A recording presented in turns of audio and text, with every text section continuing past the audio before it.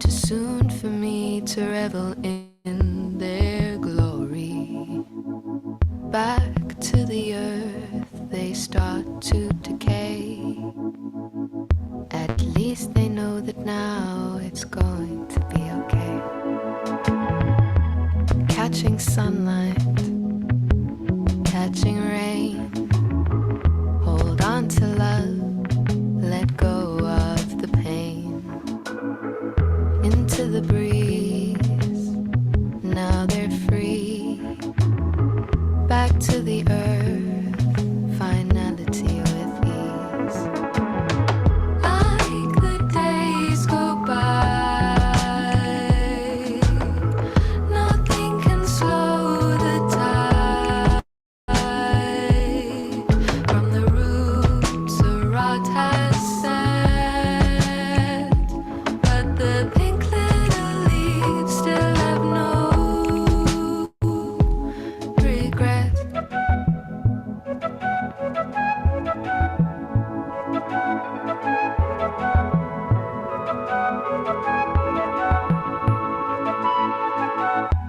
Falling ill, there's a sickness in the soil. All the riches extracted like oil. So they go back to the earth. It's like they know that it starts and ends with her. Like the days go by, nothing can slow the tide. From the roots a rot has set, but the pink little leaves still have no regret.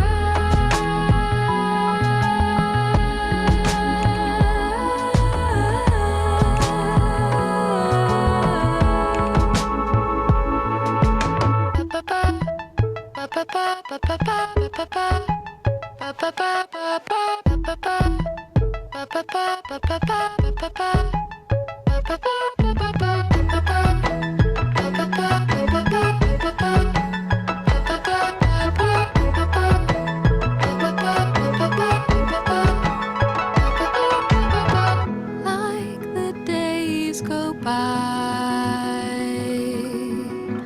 nothing can slow the tide. From the roots a rot has set, and the pink little leaves still have no regret. Like the days go by, regret. Nothing can slow the tide. From the roots a rot has set, but the pink little leaves still have no regret.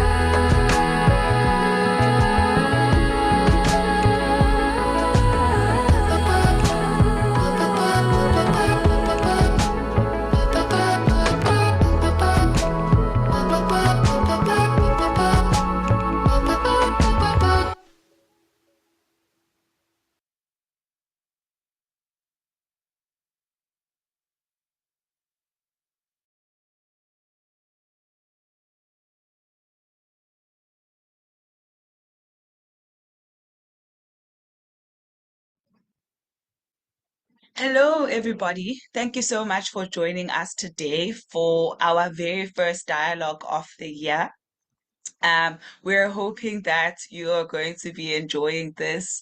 We have some very exciting stuff happening today. Amazing people. But before we get into it, I'd like us to do a bit of a check-in. You can check in the chat. You can also check in via unmuting, and we'll get to the check-in just now. Um, uh, as per usual, I am Crude, and I am part of the ACA team, and I will be holding space for today. Once again, thank you so much for joining us. And of course, I am not alone. I am with some members of the ACA team. I am with Sibusiso. Sibusiso, are you able to unmute and say something and say hello to everyone? Yes, I'm able to unmute and able to even share my videos this time. Good afternoon, everyone. I'm Spasiso, also with the ACA team in the advocacy program. So looking forward to all the discussions and the conversation today. Thank you. Am I passing it on to someone?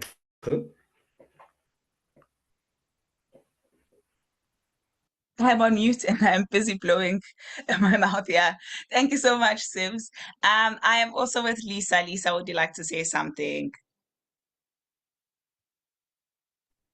Hi everyone. I hope I'm very much audible today. I'm actually doing quite well, and I hope that you are too. I'm excited to be a part of, the team today, and yeah, just ready for the engagement and the conversations that we're going to be having. Passing it to Soli. Solly, are you able to say something and say hi to everyone? Oh, yes. Thank you so much, Lisa. Hi, is it afternoon slash evening, everyone? My name is Solomzi, and I'm also part of the ACA team. And I'm really looking forward to today's session and excited just to learn and engage with today's topic. Thank you so much.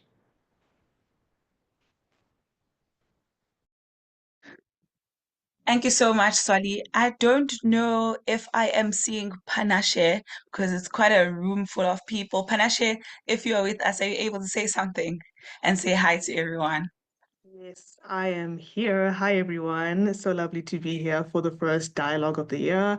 I'm really looking forward to seeing how much engagement we have in here as well. So over to you, Tsu. Thank you so much, Panashe.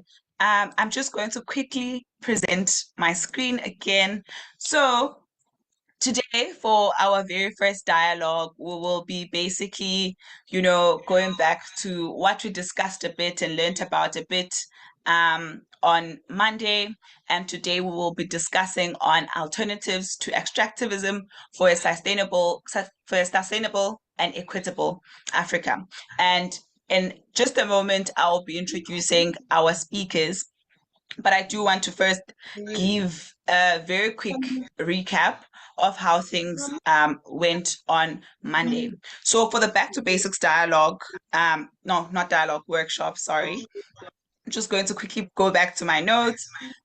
For the Back to Basics workshop on Monday, we discussed a bit on conflict, extractivism, and also the fight for a just transition in consideration of those two themes on or topics. We also spoke quite briefly on building solidarity with the people of the DRC and trying to understand what is happening in the DRC. Right. So we tried to understand what exactly is extractivism. What do we mean when we speak of extractivism? And we understood extractivism as a process, but we also understood extractivism as an ideology, and we also understood extractivism as the act of extracting or the extraction of the earth's resources, right? For many different uses we considered, right? We also considered the idea that extractivism is driven by capitalism. And this took us back to a couple of the workshops that we had done last year around capitalism and how it has driven climate change, and how it has also, driven things like colonialism, and how also colonialism itself, went about the entire world, introducing the idea of capitalism and so on. And so we found that those were the two main systems that were at play when it comes to extractivism. And of course, in relation to the continent of Africa, then with a plethora of resources, those having been scrambled for and plundered by the global north, and how the global south, not only the continent of Africa, continues to suffer because of that. And so today we continue with that conversation just a bit. right? And if I may go back to some of the things that we discussed in terms of how does extractivism itself then connect with climate change, right? We spoke about how extractivism drives large-scale environmental harm. We spoke about how it contributes directly to greenhouse gas emissions. We also spoke about how it directly contributes to deforestation and loss of biodiversity. We spoke on soil and water health and how extractivism contaminates and compromises that health. And we also spoke on how it drives exploitation and climate injustice in general. And then we move forward then into a bit of a case study around what is happening in the DR Congo. And Isaiah basically took us through a little bit of the perils that are happening in the Democratic Republic of Congo, particularly because of extractivism and how that has driven conflict in the area and the region, right? And today we hope that we're going to be speaking about a bit more on that. We also looked at the just transition, right? We looked at what is the just transition, how do we move into the just transition as the continent, how do we make sure that that transition is really just for the people of the continent, but in particular also we also looked at how the transition must be just for the people of Congo and other like parts of the continent that are undergoing what is happening in the Congo and are faced with conflict. I don't know if Sibs, you would like to say a bit about what the just transition is and how we're moving into the just transition, if you are able to unmute. If you're not able, you can just flag that for me, and then we will move into a very quick and brief check-in in the chat, and then we'll get into the order of business. All good on my side too. Thank you. I'm still good for now. Okay, thank you so much, Sibs. So a bit of a check-in. This is our first dialogue. How are you feeling about it? How are you feeling about it? And if you joined us on Monday, what are you most looking forward to? And of course, I know that there were questions on Monday, so please pop those in the chat so that they can, we can get to them as we are discussing. But just a brief check-in. How are you feeling about our very first dialogue? And if you joined us on Monday, what are you most looking forward to? Well, even if you didn't join us on Monday, what are you most looking forward to in the session? You can pop it in the chat, or you can raise your hand and I'll note you, and then you can continue and go on and unmute.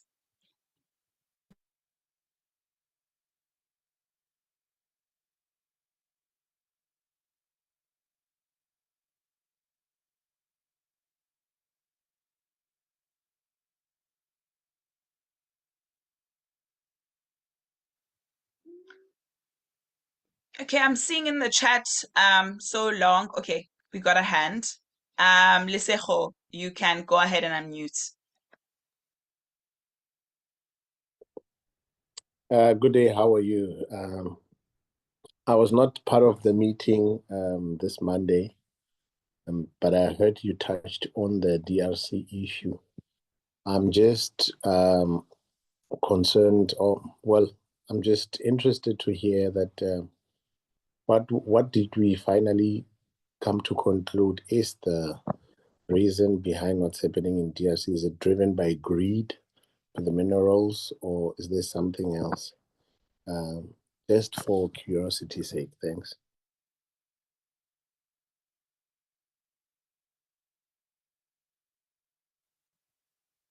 Thank you so much, Lisejo. That is what we're hoping to get into in terms of the conversations around the DRC, extractivism across the board in the continent, and also how it has driven conflict and how we're really thinking about, development and so on. Our speakers are going to be touching on that.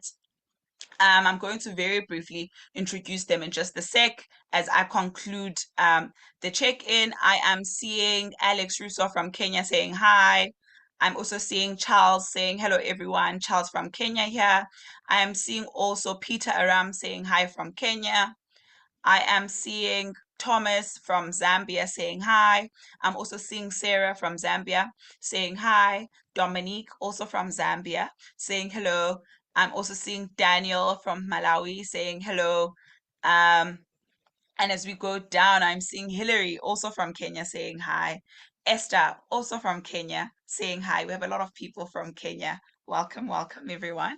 And I'm only seeing Stanley saying good evening, everyone. Tobias also just greeting everyone and saying hi. Collins, Irene saying good evening, everybody. Seeing Lillian, just quite a couple of people. I can't get to all of them in the chat. So please do go to the chat and just say hi back to everyone. Right. So I am hoping at this point our speakers are with us in the room. Baraka, Isaiah, are you in the room with us?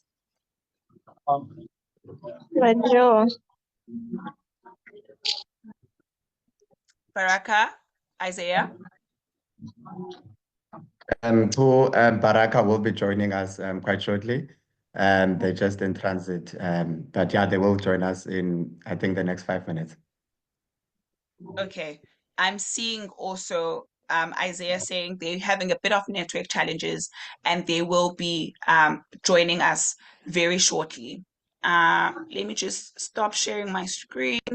I have so much of screen sharing to do today. Okay. Share, different screen.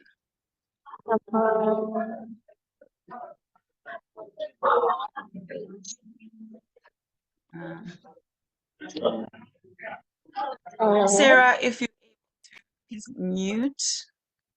There we go.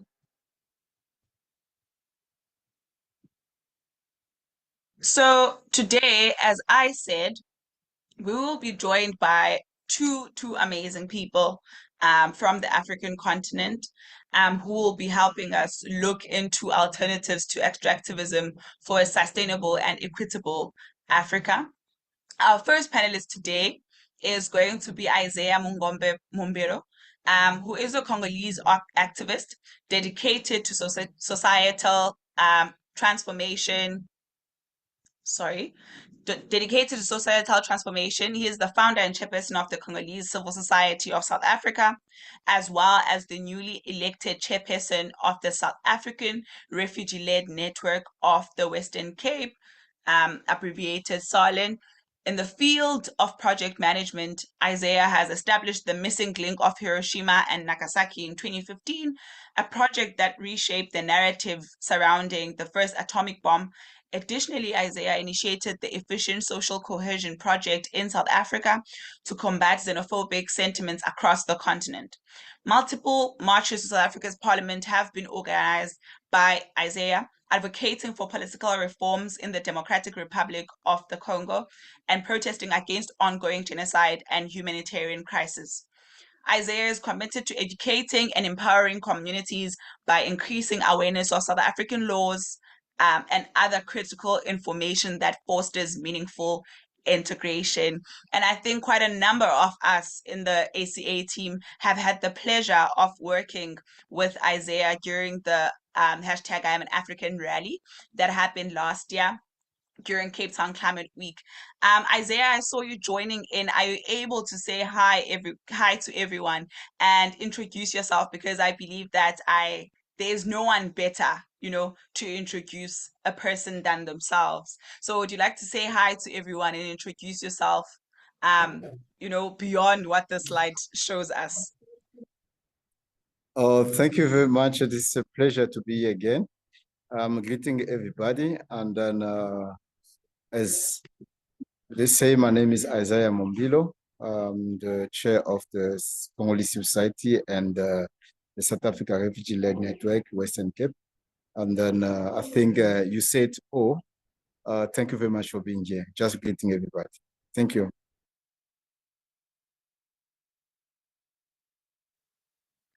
Thank you so much, Isaiah. Baraka, are you with us yet? Baraka is not yet with us, but I think they should be joining soon. Okay. So Isaiah, it seems we just have you for now, and there were quite a number of questions that came from Monday's dialogue. But before we get to those questions, could you just very briefly tell us about how you got in the work that you're doing with the Congolese civil society of South Africa and other work that you're involved in? Oh, thank you very much. I think I used to be a preacher a long time ago, but I was seeing there was a lot of gap of problems in my community in South Africa, and also there was a less avenue to be created so that people can have information about what happened in Congo, and also the influence Congo brought around the world, meaning like each and every industrial revolution, there is a part of Congo playing a role. There is a part of Congolese people are involved. So all those things, and I realized that it's very important now to try to sell the narrative, our way of narrative, not like someone else come to share the story which belong to us. So I decided to start trying to establish a Congolese civil society so that we can touch on that matter, and also to try to create a neutrality concept where we are not saying things according to any influence of any political thing, but we are more focused on what is good for people.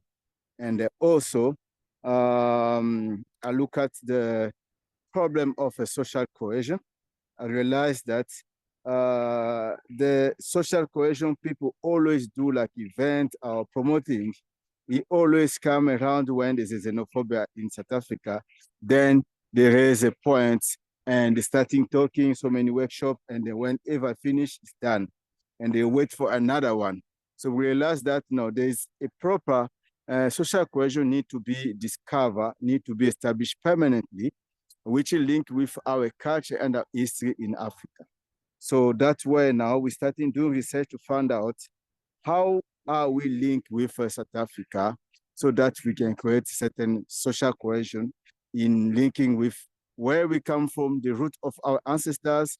And we discovered that so many tribes of South Africa come from the center of Africa, like Venda people, they were coming from Congo. It means we are really related historically, and we can see language. We found out the certain word they speak in Xhosa, like meat, they say nyama, we also say nyama. It means there was something was binding us historically and culturally. So those are the things we try to bring together to say, okay, look, how can your brother kill your brother or your cousin or someone come from the same root of your ancestor become your enemy? And then that's why we make people to understand there's no need for xenophobia in South Africa, because the people who are in these lands, they come from the same place from their ancestors. So we're starting trying to promote this kind of education. And then this is where we're trying to change the narrative, the logic. It's the challenge of a documentation of refugees in South Africa. We noticed that our community have a problem of language barrier, and this is a serious issue of information. So we say, let's assist our people freely without any money, to educate people, to give information, and also to assist for any application of document without paying anything, because some of them have a challenge of money, and some of them, they can afford the lawyers, and we say, we need to do that. And by doing that, we're trying to also to study South Africa law, like Refugee Act, like Immigration Act, like Citizenship Act. And right now, we've opened a community school where we're teaching those laws so that people can be aware of what's going on and they can understand, be able also to assist the others. So those are the motivation. And then we transform our society, and then now people starting to have a need of knowing, and the knowledge become also everywhere. And we are excited about what's going on. We are based in Cape Town, but people still have to contact us, even from Johannesburg, from Durban, from everywhere, so that they can get information or be assisted. If there's any challenge, we also go to Home Affairs to try to find a solution with the official or the manager of Home Affairs, so that we can come up with something which can make differences for people's life. So any matter of injustice, also we stand for it. So those are the things make the civil society to be, and also to try to make the whole world understanding of the matter of Congo as well. Thank you very much. Thank you so much, Isaiah, for that very comprehensive introduction. I mean, before you joined, as we were checking in, there were questions around what is happening, the conflict and humanitarian crisis in Congo, the genocide in Congo. And I know you already did on Monday, but this is our discussion space, and I want to open up that space again to say, could you also maybe not very briefly. Why am I laughing very briefly? Could you also maybe go a bit into depth as to what is happening in the Congo? Who are the stakeholders that are involved, and so on? Thank you very much. I think, as I say Monday, the killing of Congo, it's about the mineral of Congo. The genocide of Congo, it started, and then we don't know when is this gonna end. But the truth is, this genocide started in the intention of to try to fear people to leave their land, so that people, countries can take over and then make themselves rich. So there's no other explanation of the reason of the genocide of Congo or the killing of Congolese people.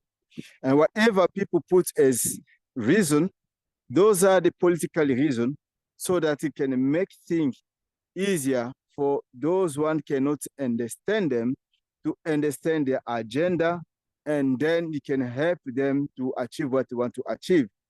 That's why so many of people, like a country like Rwanda, like other countries, and it's a bit tricky. That's why you see there is a pulling between the community of the East, which is Kenya is part of, Uganda is part of, Rwanda is part of, and there is SADC, where they're also pulling Congo. It means all they can see, it's very important for Congo to belong in their association or organization or community, so that the mineral of Congo can benefit their country. That is the only logic. And for that, others, for them to get the, how can I say, the access or the permission to access illegally and the killing of Congolese without anyone to intervene, without anyone to come to take them to court, they look for protection or an umbrella of the international or the powerful countries, so that they can access without or anyone to open a case against them.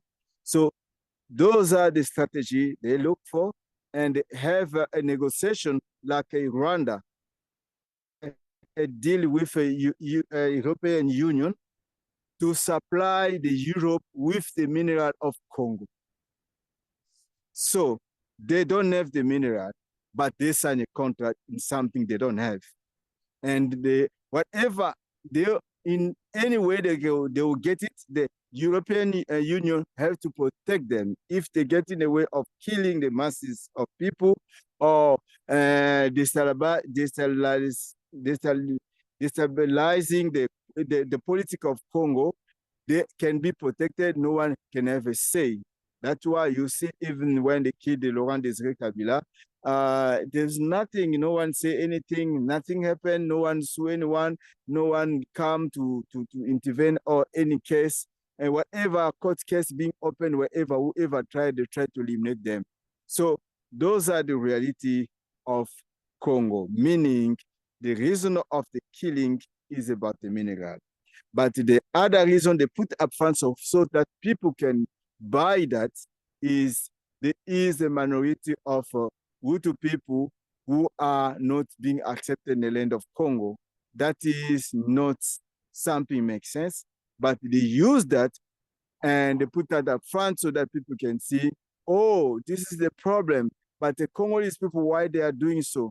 Where Congo is a country where they receive everyone. Before this mess, Congo was the first country of hospitality in the world. So this agenda, we didn't have that. And we have like 445 language, different tribe in Congo. So we live in harmony for so many time. We don't have this thing of tribe. So they create a tribe conflict, organized tribe conflict to say there is a conflict here. And because of that conflict, we're trying to bring peace. And that is the way to come for the agenda of the mineral of Congo. So this is the reality of Congo. And as I said Monday, there's no way this will end unless Africa will stand up differently to come and to rescue Congo, because Congo alone, there was already a setup in a high level where we cannot fight and win this war. Thank you very much.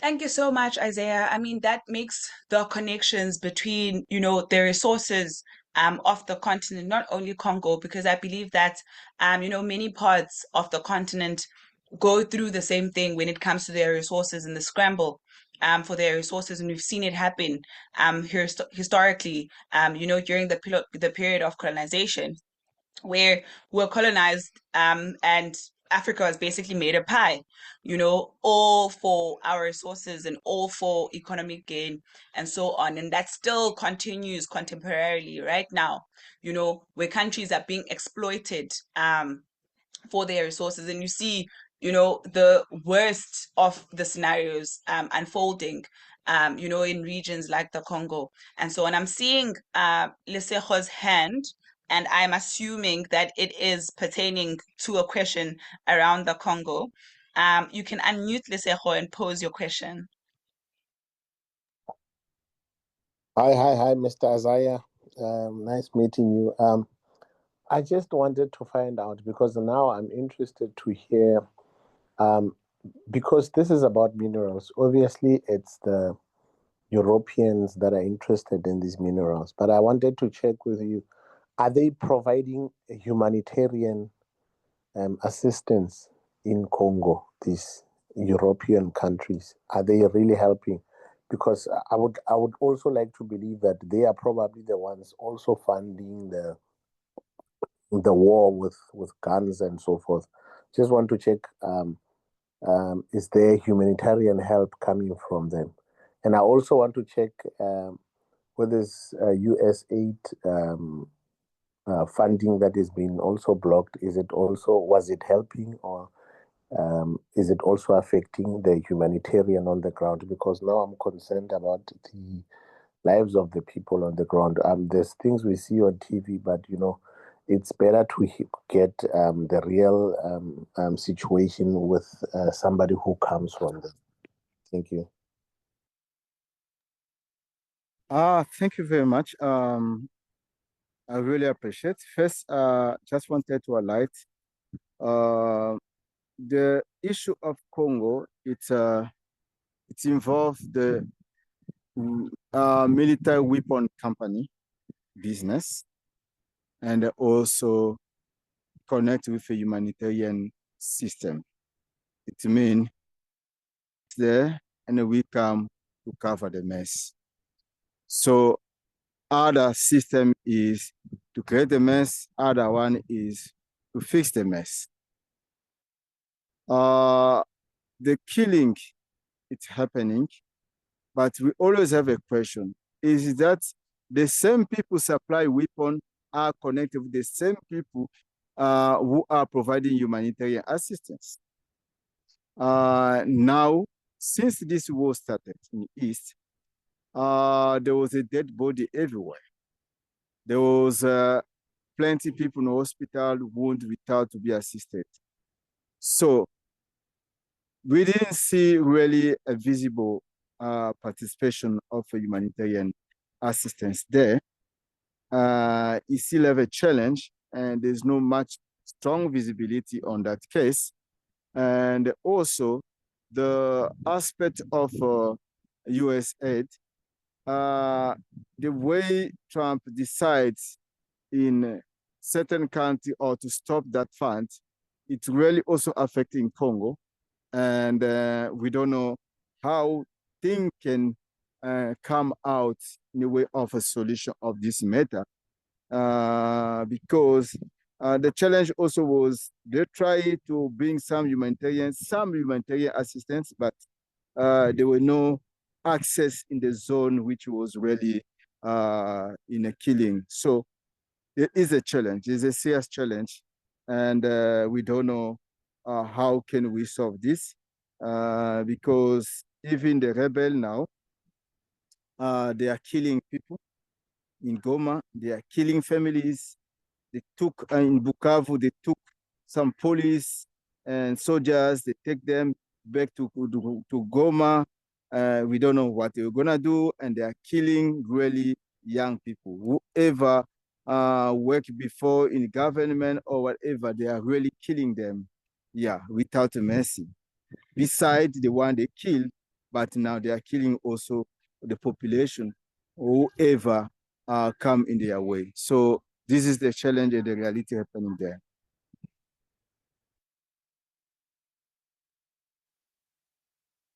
Thank you so much, Isaiah, and thank you so much, Lesejo, for your question.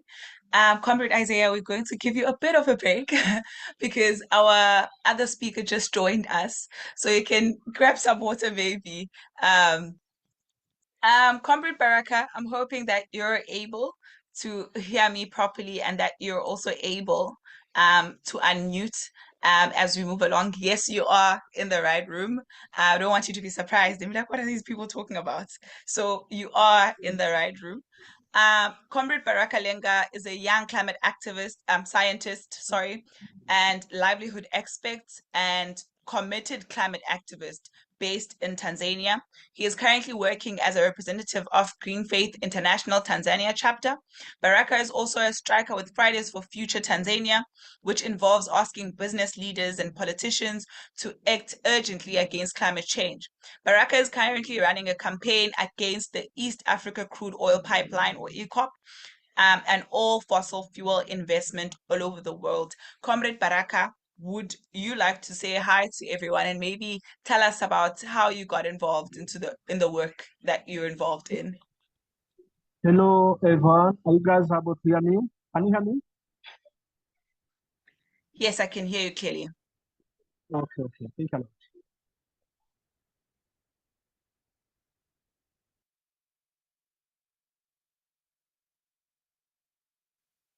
Comrade Baraka, you can unmute. Hello. Yes, I can hear you. Okay. My name is Baraka Lenga. I am a climate change scientist and community development expert. Works with Tanzania, with Green Faith Tanzania. We are currently working around resisting this East Africa crude oil pipeline. So we have been in this campaign since 2018, where the key targets that we have been working around this have been, trying to block the insurance companies and the banks that is likely to finance this project.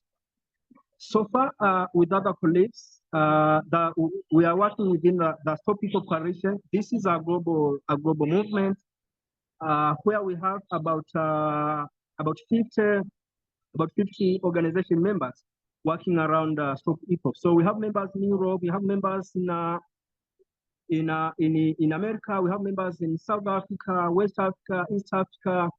So it is a global movement. So what we have been working on currently, it is trying to grow, telling this telling the insurance companies, telling the the banks that is likely to fund this project, telling the insurance company that is likely to insure this project that for them funding the the East Africa Crude Oil Pipeline, this means that they are funding the human extinction, they are funding the wildlife extinction, they are funding the project that is likely to amplify climate change.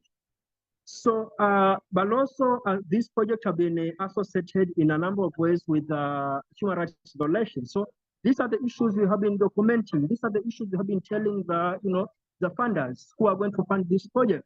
And so far, we have done a massive job, and we are it is a nice move because currently we have about 28 banks that said that they're not going to fund this project. That is, we also have about 27 insurance companies that said that they are not going to insure this project. So what does this imply on our side? This implies that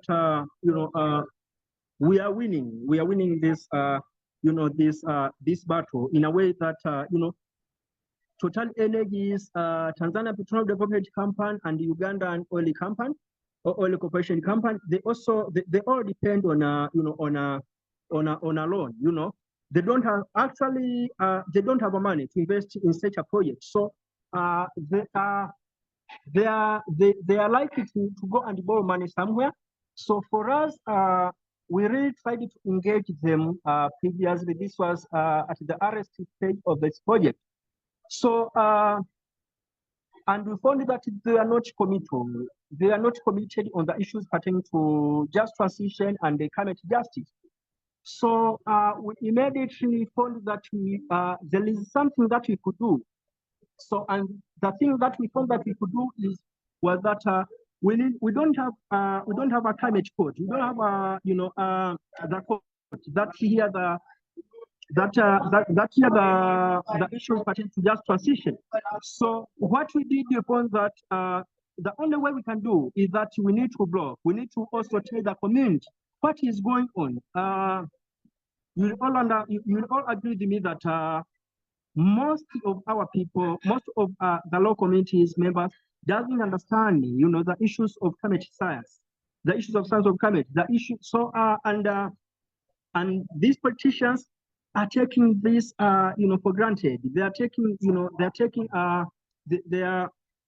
are using that, that the community doesn't understand the issues to do with the climate change. So what they do, they just lie to the community. So what you have been doing is that when the politicians, when something related to oil companies, go and lie to the community, we also brainstorm what is the means, like what are we supposed to go and to do, to go and do in the community, brainwash and speak in against what have been preached. So in brief, that is what we have been doing around energy transition. Thank you. Thank you so much, Comrade Baraka, for that very in-depth introduction into you and your work and how you got involved in it.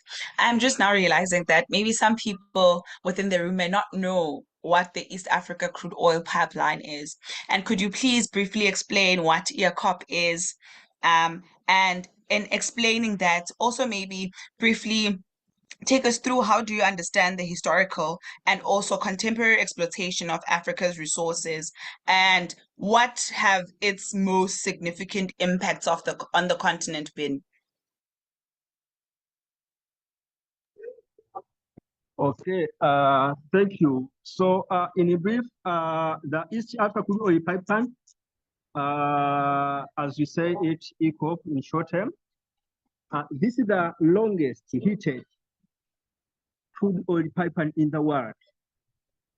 You need to mark this, the longest heated We have the longest crude oil pipeline, but this is going to be the longest heated crude oil pipeline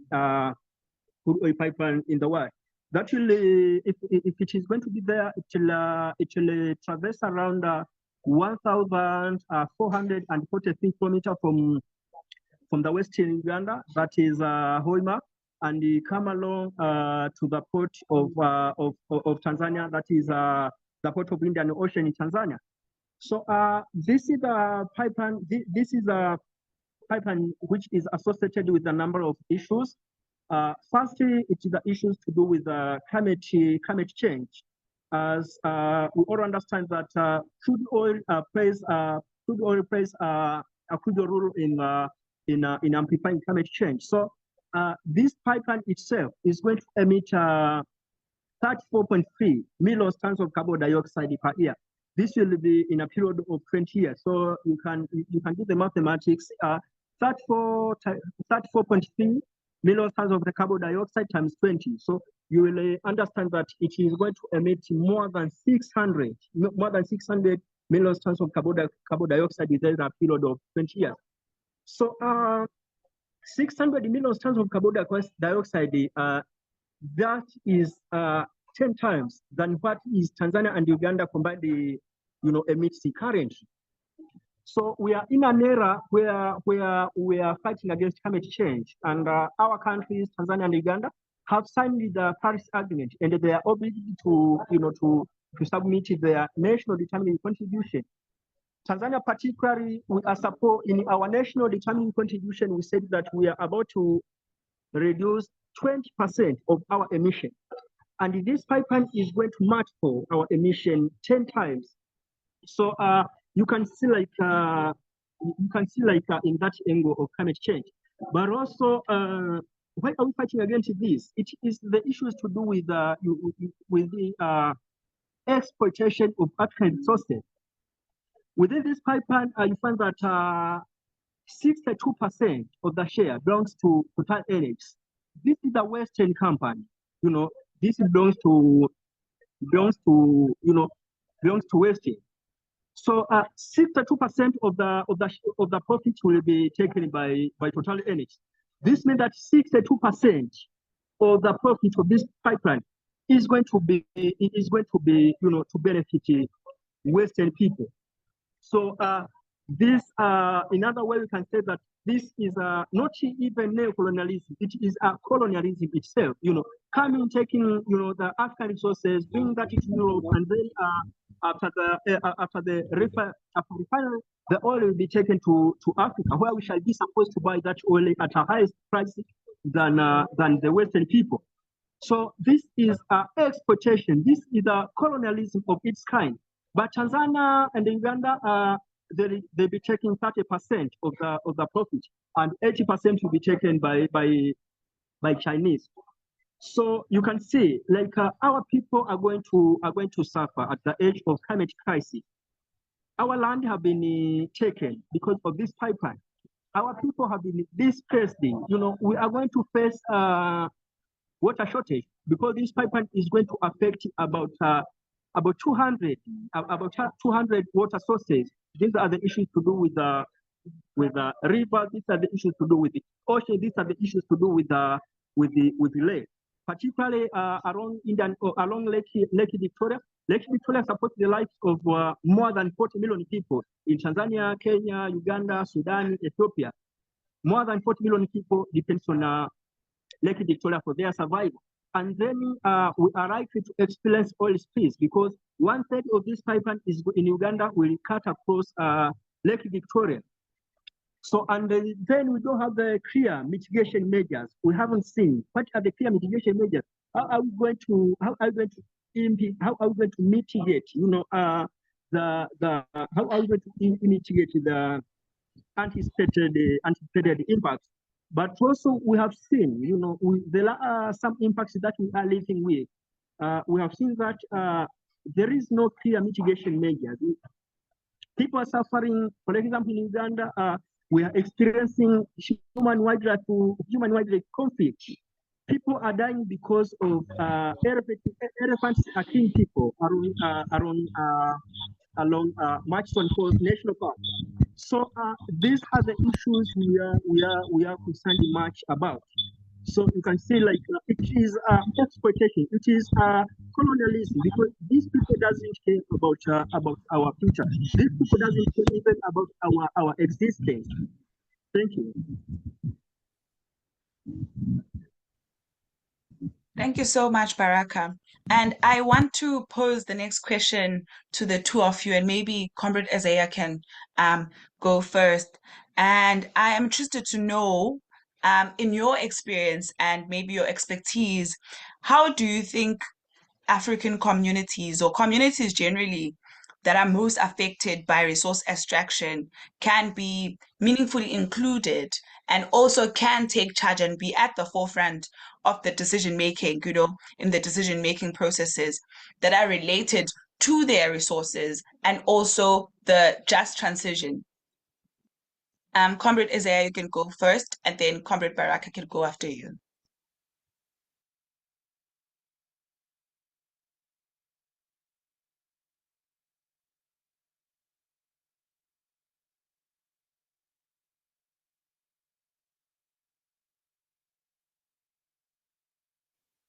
Team, is Isaiah still in the chat, in the room? Yes, they're still in the room, but I think they might be muted. So yeah. So Isaiah sent a Okay. message in the chat saying, "Thank you very much. I have another presentation right now, another event at the Castle of Good Hope. The topic is about colonial impact in Africa, but I will be following." Okay, maybe let's go with that question back to you, Comrade Baraka, and then we can open it up maybe to the room for discussion after that.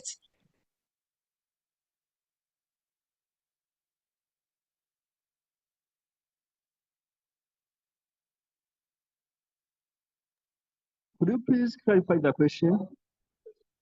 Maybe I can go first. Okay, so the question is, in your experience and also maybe expertise, how do you think that communities that are most affected by resource extraction, particularly in the African continent, can be meaningfully included or even take charge and be at the forefront in the decision-making processes that are related to their resources and the just transition?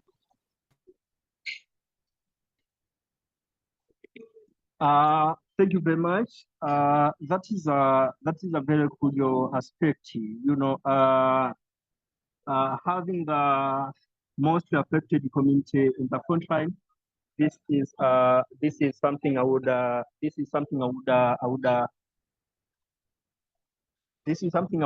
personally champion, and that is what we have been doing. For example, we Green Faith currently we are having a project that is African women. That is African women of faith in NN. So we are trying to see how are we bringing them in the table. How are we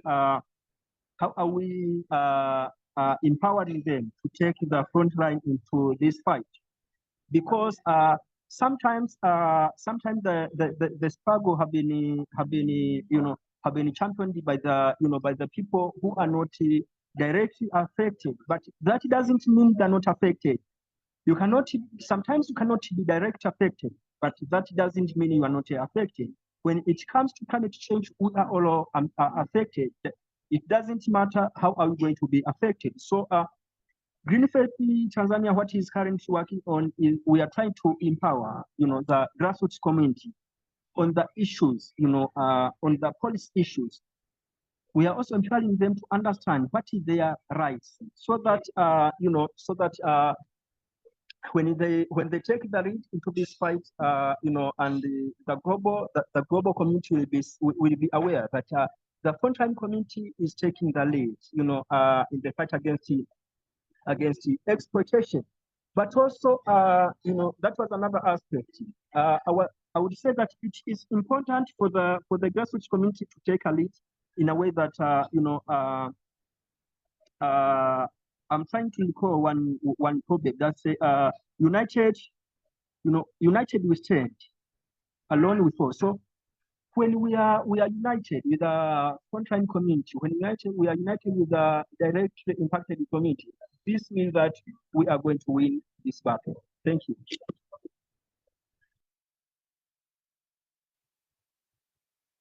Thank you so much, Comrade Baraka.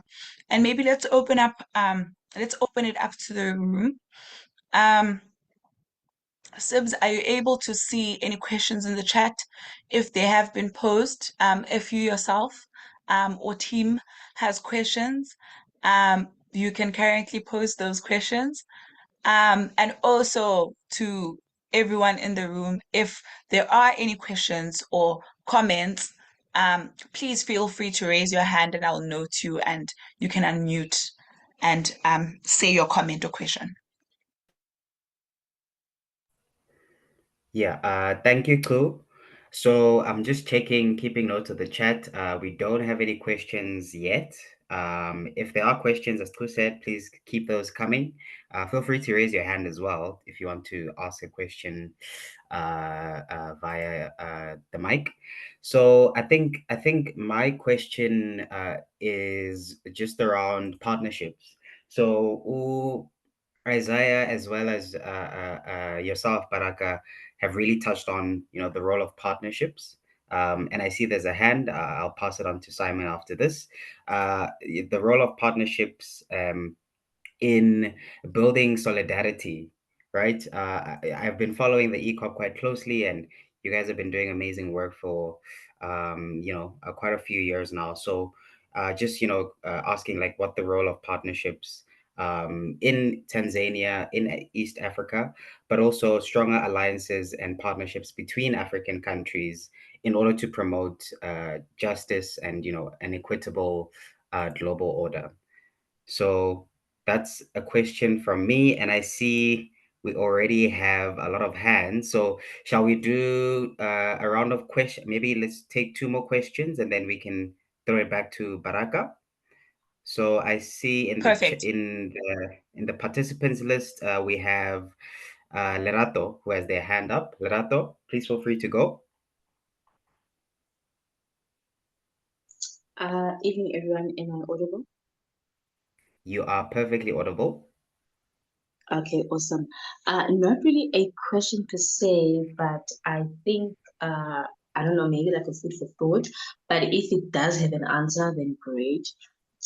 Just thinking and listening here in the essence of so much is happening, and I think with the question asked earlier by Gulu in a sense of how do we let the affected people being there at the forefront, and I'm listening to Barrett. Network is a bit bad, but I'm not hearing him well.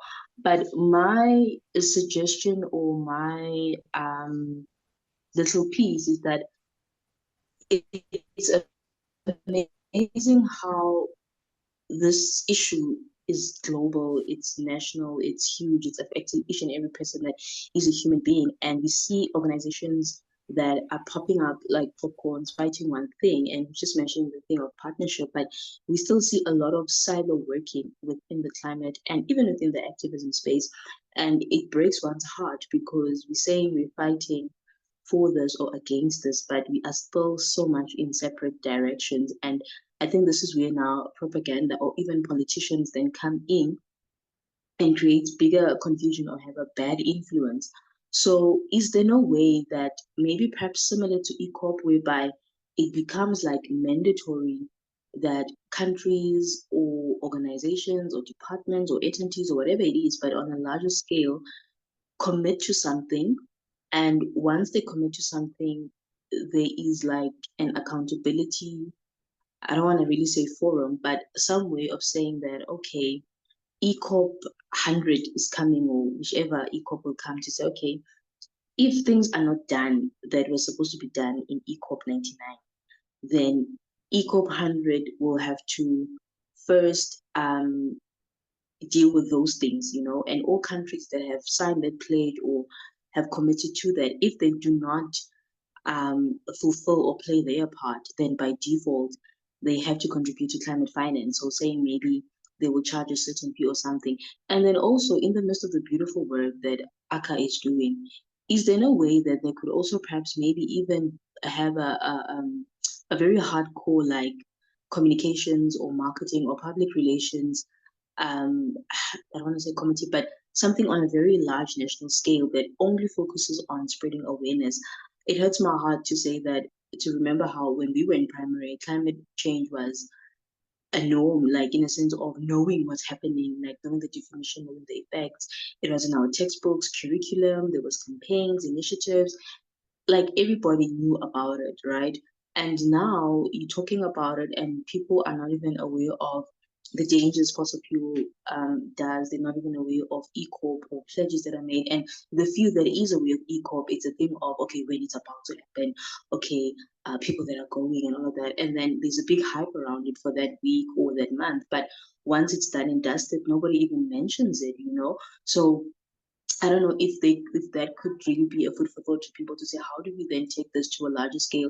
And also, like I'm saying, that accountability, that transparency, who are we holding accountable? Because this ECOP is going on, these conversations are going on, these workshops are going on, but where's the work? And the work is getting started and something is happening, but down the line, we miss it or we get it wrong. And then the question is, who then picks up, who then reports back and say, hey, I can remember with this workshop, this and this and this happened, or this and this has been the outcome, but unfortunately this and this hasn't happened.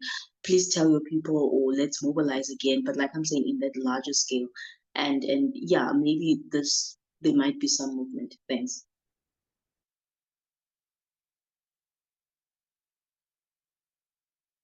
Awesome. Thank you. Thank you so much, Lerato, for that extremely important question. You know, accountability is something that is key. But I think I just want to understand you a little bit there. I think you're referring to COP, right? Not ECOP. So ECOP is the East Africa Crude Oil Pipeline. And then COP is the conference that you're talking about, which happens Yeah, every sorry, single year. encourage. There's And just and so much of that. noted, Yeah, noted. yeah, No, sorry for me to go. listen, there's so Thanks, many thanks. acronyms, there's so much jargon in this climate space. So you know, I think we constantly find ourselves learning, and that is very much welcome. So thank you for that comment, Lerato. So we'll take one last question for this round, and then we'll open it up again after Baraka responds. So I'm going to give it to Simon to give us the last question for this round.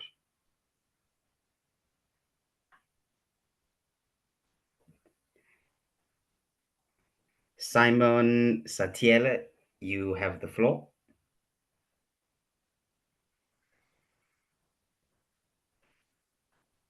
If you are trying to speak, we currently cannot hear you.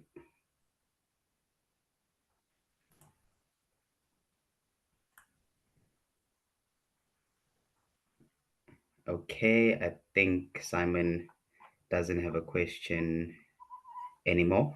Okay, so if there's no other question for this round, I will give it back to Baraka, just to yeah, have a conversation around the importance of partnerships across African countries in order to build solidarity towards the just transition that we are all fighting for. And then Lerato's question was more towards COP, but the idea of accountability being very central there as well, and I think it's quite relevant. Um, Before I do pass it back to Baraka, Simon, are you trying to speak? Are you having challenges with your network? If you do, you can feel free Yes. to type in the chat. Okay, there you are. Just confirmation. I'm audible enough. You're audible. Oh, Thank you, Simon. all right. Thank you. To what Baraka was saying, it seems that he's doing a great job and he's dealing with the government and big institutions. I just want to hear from him what are the biggest challenge he is facing and what is keeping him going. Thank you.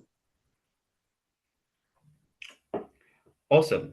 Thank you. Thank you very much, Simon. So, what keeps you going, Barak? I think that's a great question actually, because you know we do a lot and we tend to get caught up in all of the haze. So, thank you for the question, Simon. Baraka, I will pass it back to you just to speak to some of those questions.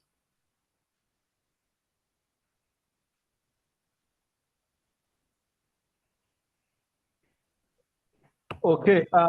Thank you. We had a very good impressions. I would like it to start answering the first question that was about the partnership, bringing together Africa.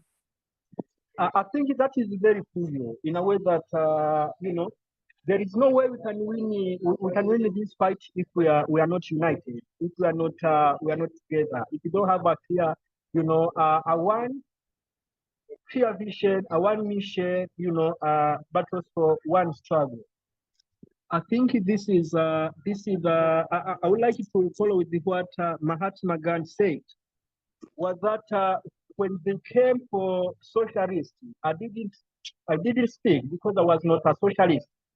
When they became for politicians, I did not speak because I was not a politician. And also when they became for for businessmen, I did not speak because I wasn't a businessman. So I think we need to understand this. Like we all need to tremble in a way when we see injustice happen. Doesn't matter. This is in Africa. This is in Europe.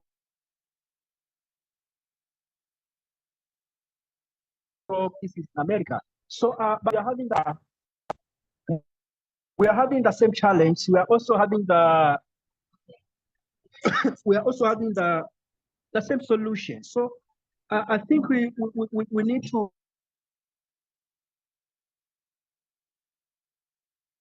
clear, we need to clear win. But also, if we are disunited, we are not going to win. So another thing is that as Africans, we are the most valuable continent. When it comes to exploitation of natural resources, when it comes to climate change. So I don't think we have an excuse. We just need to unite. We don't need an excuse. We just need to unite and fighting against climate change, fighting for just transition energy, fighting for accessible energy, fighting for reliable and affordable energy. These are the things we need to fight about. But also, I will chip about the question that my brother asked about the challenge that we face.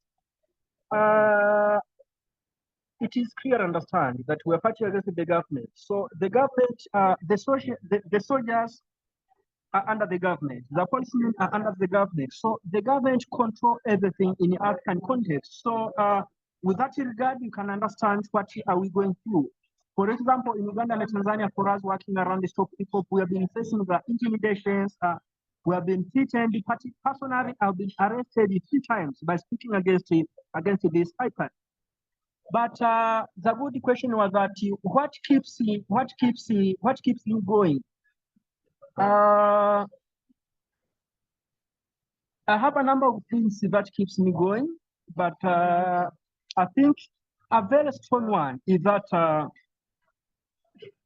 I think that is a noble job. That is a noble work. Speaking the truth, speaking for the community, speaking for the world. That is a thing that keeps me. I have a number of things that keeps me going, but that is number one that keeps me going. But also another thing is that I understand that a biggest challenge that I must face is they might kill me. So, but what I know is that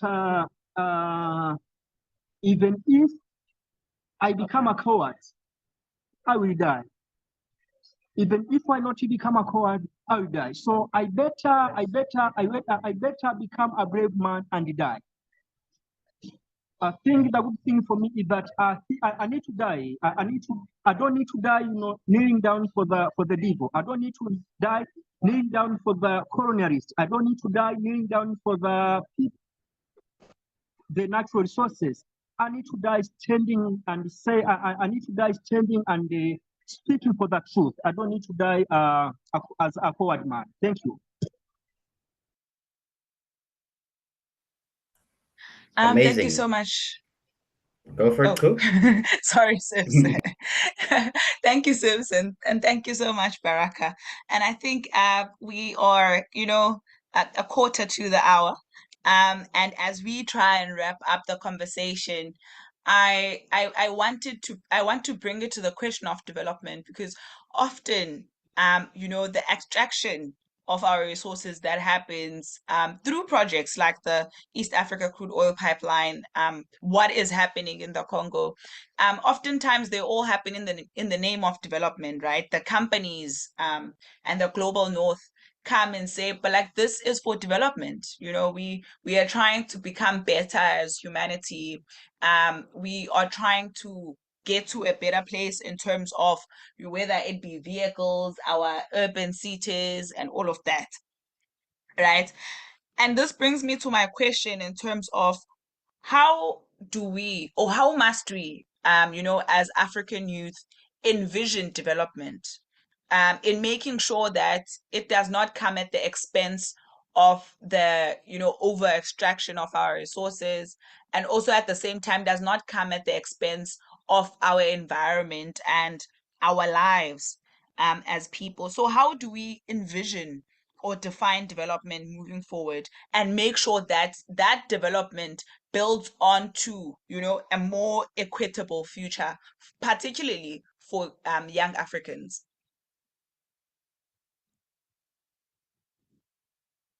Baraka, if you are able to unmute. We now feel like how are we struggling with employment? The case is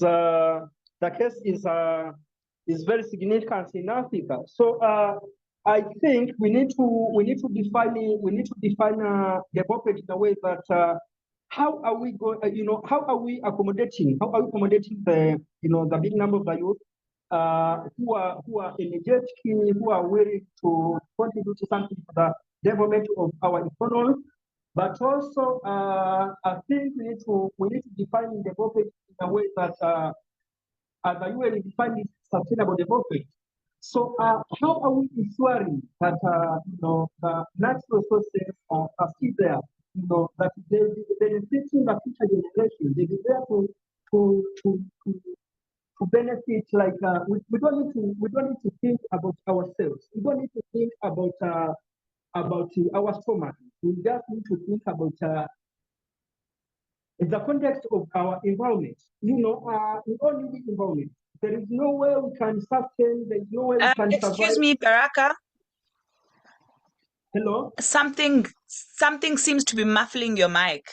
So if you could please move closer to the mic. Okay. Can you hear me now clearly? Much better now. Okay, so I was saying we need to define development in a way that how are we going to accommodate the number of youth who are facing employment challenge, but also how are we taking into consideration environment?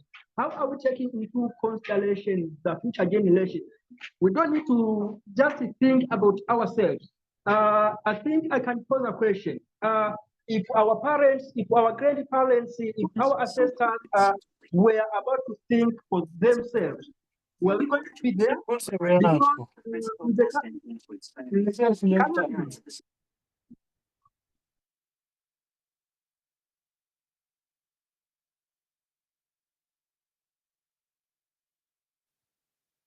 Baraka, you are muted.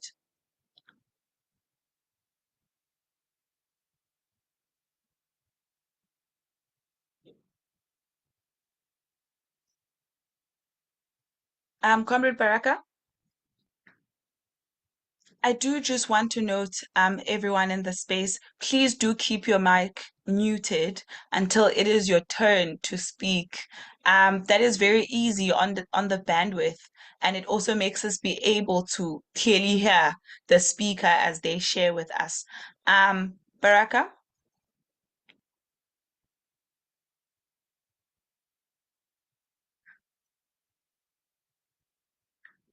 Okay, it seems we may have lost Baraka for a second there. I'm seeing a hand from Esther, and that is going to be our last hand for today. Esther, you can unmute and ask your question. Okay, good evening, everyone. I don't know what's wrong with my network today, but I have a question to Comrade Baraka. He said that they're empowering community on they are empowering community on grassroots issues. So my question was, what are some of the strategies that they are using to empower these communities? Thank you.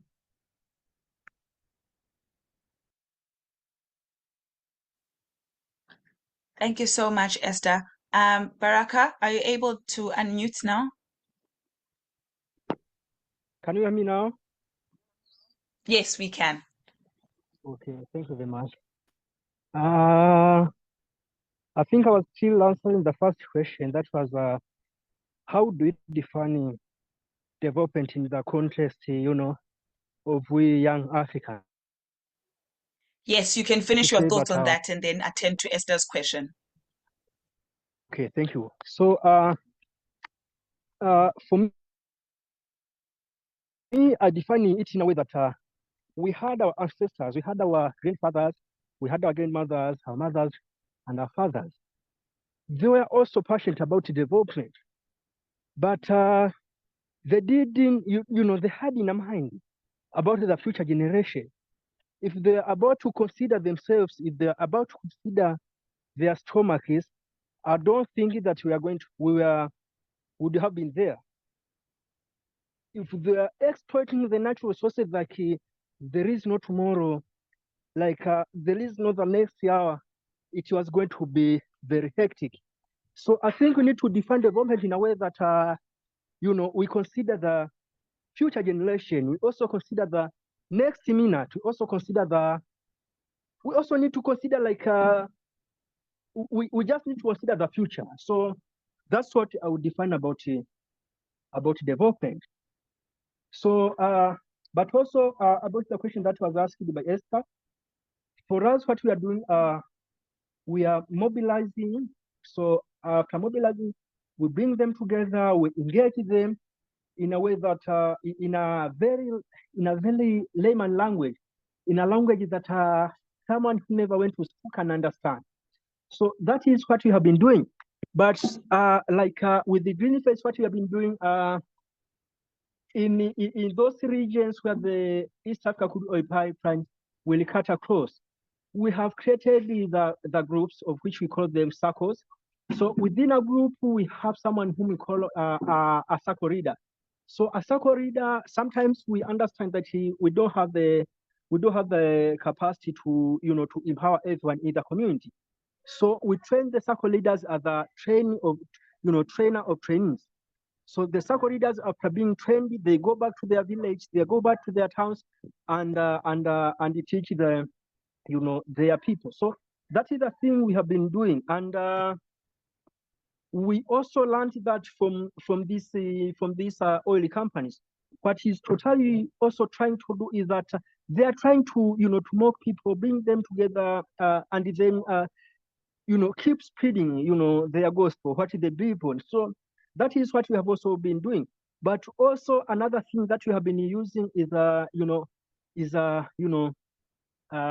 evidence-based. We have the examples from Niger Delta. The issues to do with the fossil fuel. How are the people in Niger Delta being affected?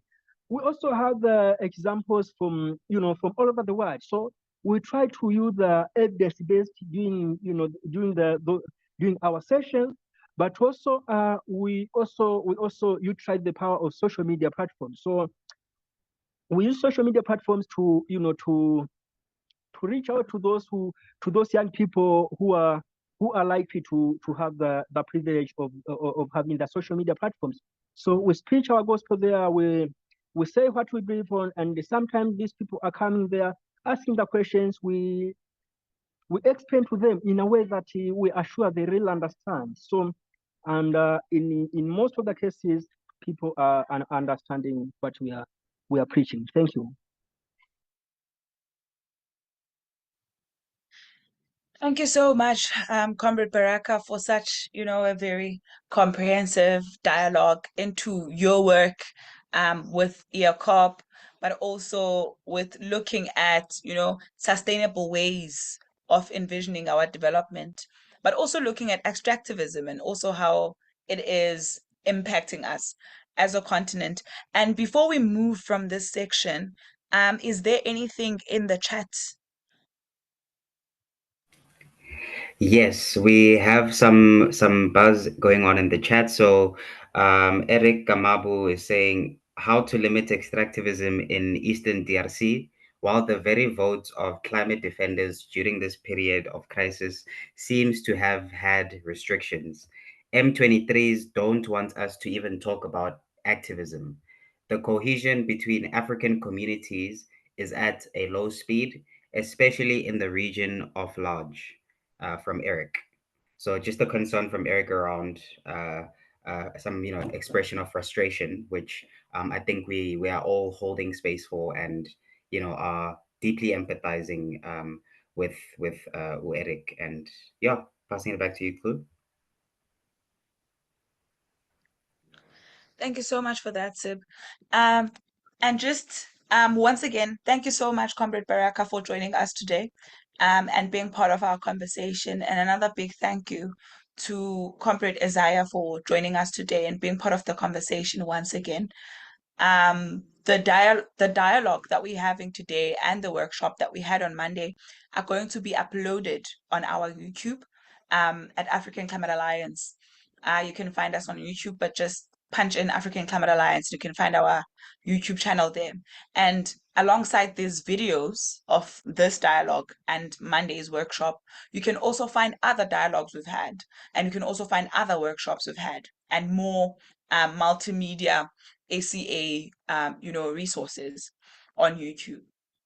Alternatively, you can also visit us on our website at africanclimatealliance.org, and there you will find all of our resources. You will find the links to everything that we do within the African Climate Alliance.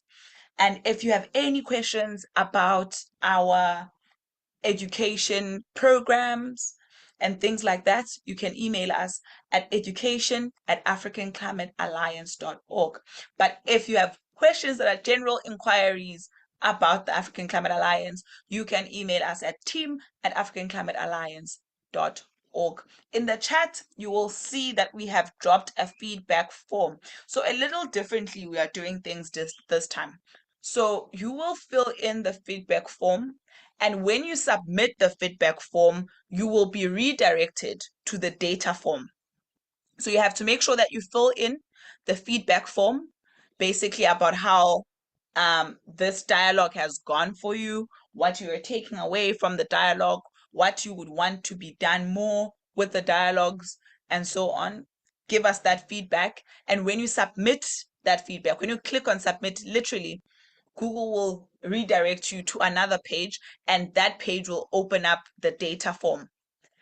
On that data form, please make sure you fill it in within 2 days. So that means the feedback form that you have to do, you can do it right now. Please fill it in. But if you haven't gotten a chance to do it right now, do it tomorrow or do it Friday. But you have to make sure that by Friday you have done that in order for you to claim your data by Friday, because you are only able to claim your data within that 2-day period after a workshop. Bear in mind, it is on a rotational basis. So if you claim for the dialogue, we will prioritize people who had not claimed as yet. So if you claim for Back to Basics, the people who are claiming for the first time this week will be prioritized. Another thing to keep in mind, sorry, I have a plane flying overhead. Oh my goodness. Another thing to keep in mind is that the data will be provided to people who have attended 70% of the session. So you need to have been in the session for a while in order to be able to claim your data. So those are the two things. Please fill in the feedback form. At the end of the feedback form, once you have submitted, you will be redirected to the data form. Please make sure you fill that in, and make sure that you fill it in within 2 days. and you submitted, and you should be able to promptly get your data within 10 working days of having submitted your claim. Once again, thank you so much, everyone, for joining us. Thank you so much for engaging in the conversations and in the dialogue. Thank you so much, Baraka Lenga. Thank you so much for Isaiah Mombilo also for joining us in this conversation and making sure that we're able to come together as young people across the continent and have these pertinent conversations. Join us again next time. Details will follow on what we have coming up as the African Climate Alliance and what workshops you will be able to join and so on. Thank you so much. Please fill in the feedback form. Please fill in the data form once you have submitted and gotten that link for the data form. Thank you so much. And I will be queuing us out.